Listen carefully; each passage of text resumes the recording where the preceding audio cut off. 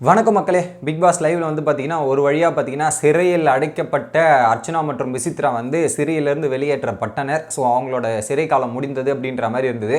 So அவங்க வெளியே time spend பண்ணதை விட சிறையில் பண்ண டைமுக்கு ரொம்ப கம்மி தான். பட் எனிவே அதுக்கு விடிவு காலம் வந்திருக்கு.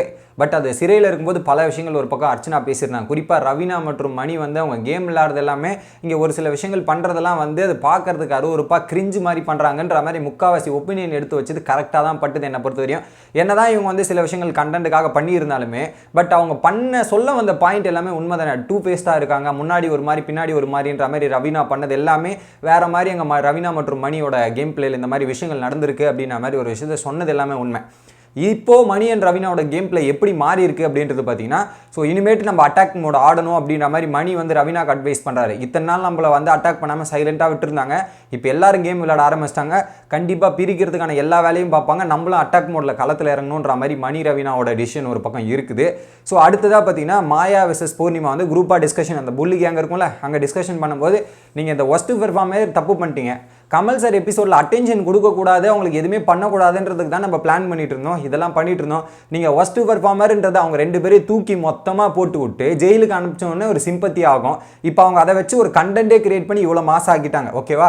நீங்கள் ஒரு ஷோவாக பார்த்தீங்கன்னா அவங்க தான் கண்டென்ட். நீங்கள் இந்த ஒரு வாரமாக பண்ணதை விட இன்னைக்கு நைட்டு பண்ண கண்டென்ட் ஒரு சூப்பர் ஹிட் ஆயிடுச்சு, வேற லெவலில் ரீச் ஆகிருக்கும். அது நீங்கள் பாசிட்டிவ் வேவாக இருக்கட்டும் நெகட்டிவ் வேவாக இருக்கட்டும், எப்படியா இருந்தாலும் ரீச் தான். போன வாரம் அவங்க தான் டாக் ஆஃப் த டோனு, இந்த வாரமும் அவங்க தான் talk of the tone.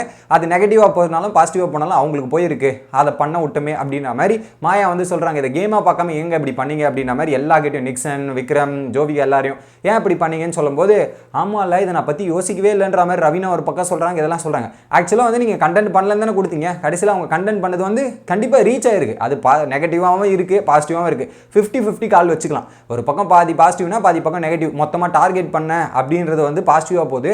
But இதில் வந்து அவங்க பண்ண விஷயங்கள் பண்ண ஒரு சில சர்ச்சைகள் எல்லாம் அவங்களுக்கு பாதகமாக மாறதுக்கான வாய்ப்பு இருக்குது மக்களே. இது வந்து என்னோட கருத்து நான் பார்க்கும்போது. ஓகேங்களா?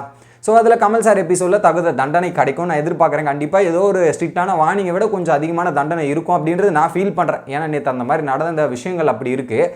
அந்த வகையில் பார்த்தீங்கன்னா போன வாரமும் டாக் ஆஃப் த டவுனு, இந்த வாரம் டாக் ஆஃப் த டவுனுன்றதை நம்ம அக்செப்ட் பண்ணிக்கணும். அதுதான் உண்மை.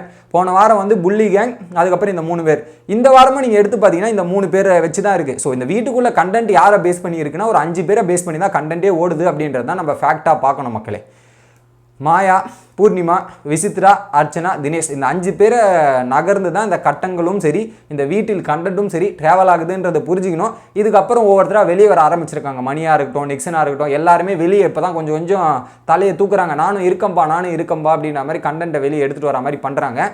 இது ஒரு பக்கம் முடிஞ்சு அவங்க ஜெயிலிருந்து வெளியே வந்துட்டாங்க. அப்போ வரும்போது கூட எப்படி சங்கிலியில் கட்டி இழுத்துட்டு வரா மாதிரி 2 பேரையும் வந்து கூல் சுரேஷ் இழுத்துட்டு வந்து அந்த சங்கிலியை விரிவிச்சு சங்கிலியை உடைச்சி வெளியே வருவாங்கல்ல அந்த மாதிரி அவங்க வெளியே வரதெல்லாம் பார்க்கறதுக்கு நல்லா இன்ட்ரெஸ்டிங்காக ஃபன்னாக இருந்தது. பட் இன்னொரு பக்கம் புள்ளி கேங் கொஞ்சம் பயந்து தான் இருக்காங்க. அவங்களுக்கு ஒரு கண்டென்ட் கொடுத்துட்டுமே அவங்கள ஒரு திரும்ப பப்ளிஷ் பண்ணிட்டுமே வெளியே நல்லா தெரிஞ்சிச்சு அப்படின்ற ஒரு ஏக்கம் புள்ளி கேங்குள்ளே இருக்குது அப்படின்றது நம்மளால் பார்க்க முடிஞ்சது.